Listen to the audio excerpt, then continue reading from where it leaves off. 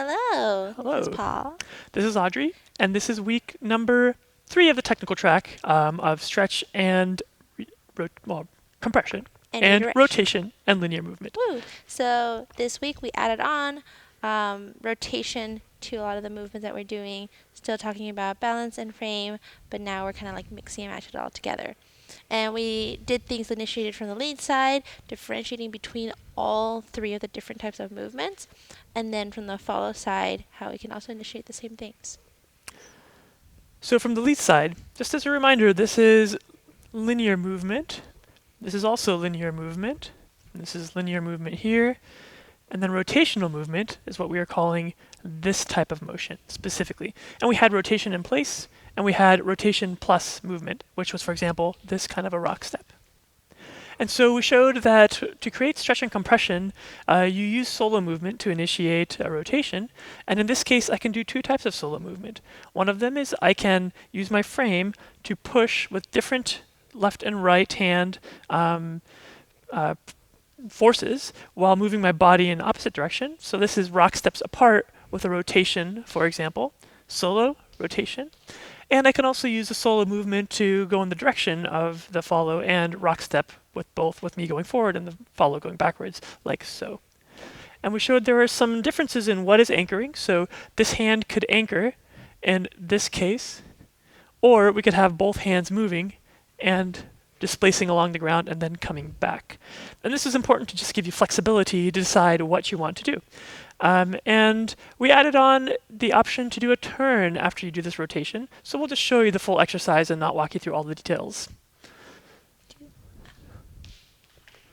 Solo movement, anchoring, rock step, rotation,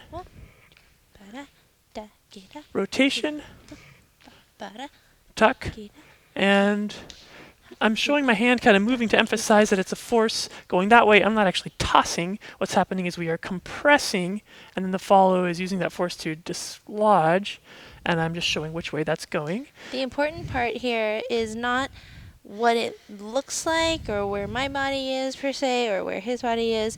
All of that is to make it feel more comfortable to style things. The most important part is where this frame is. So when the compression happens, it's going from elbow to elbow. It always looks like this. Doesn't matter from here or here. In other words, we are not doing this, and we are not doing that.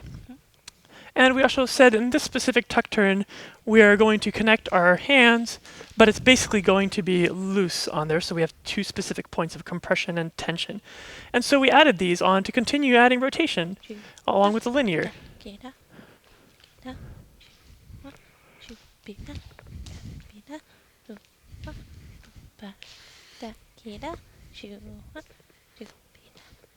And as we pass by, we're absorbing with our elbows to give a clear path and not push each other out.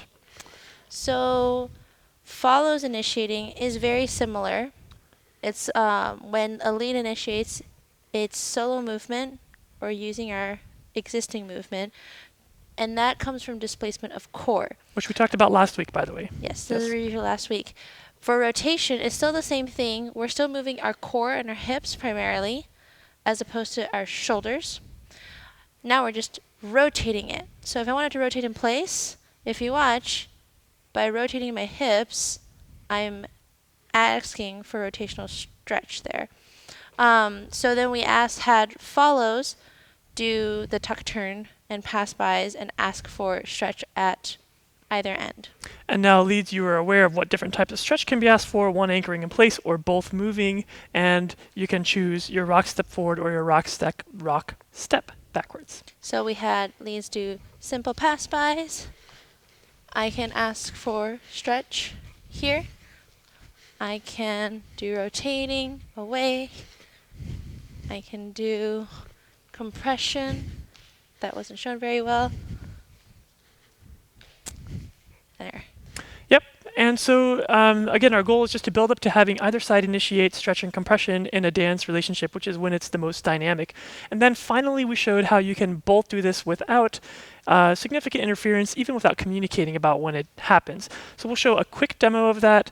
That is alternately or not alternately, just randomly, either one of us is deciding to add more stretch or compression in rotation and linearly.